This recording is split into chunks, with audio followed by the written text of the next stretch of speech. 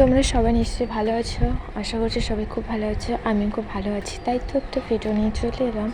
আর তোমাদের সাথে একটা কথা শেয়ার করবো। আজকে আমি দুপুরবেলা খেতে খেতে একটা নিউজ দেখছিলাম। তো সেখানে দেখে আমার খুব খারাপ লাগে। একটা ফ্যামিলিতে মেয়েটা অ্যারেঞ্জ ম্যারেজে বিয়ে হওয়ার পরে তার ফ্যামিলির কথা ছেড়ে দিলাম, তার স্বামী নাকি তার সাথে ভালো ব্যবহার করে না, খারাপ ব্যবহার করে। কী কারণ কি অত কিছু জানি না, যেটা শুনলাম। তো তারপরে নাকি খুব অশান্তি হওয়ার পরে স্বামীটা নাকি বলে যে আমি তোমার সাথে সংসার করবো না, তুমি মরে যাও, বিষ খাও, নয়তো তুমি গলায় দড়ি দিয়ে দাও।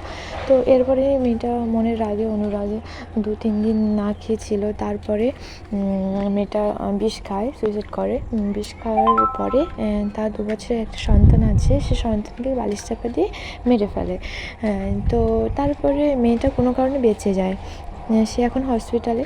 তো মেয়েটাকে সবাই খারাপ কমেন্টস করছে, কিন্তু আমার কোথাও একটা মনে হয় মেয়েটা অনেক কষ্ট পেয়ে এই কাজটা করেছে। হয়তো মরে যায়নি, বেঁচে, সেটা তার দুর্ভাগ্য, তাই তাকে এত কথা শুনতে হচ্ছে।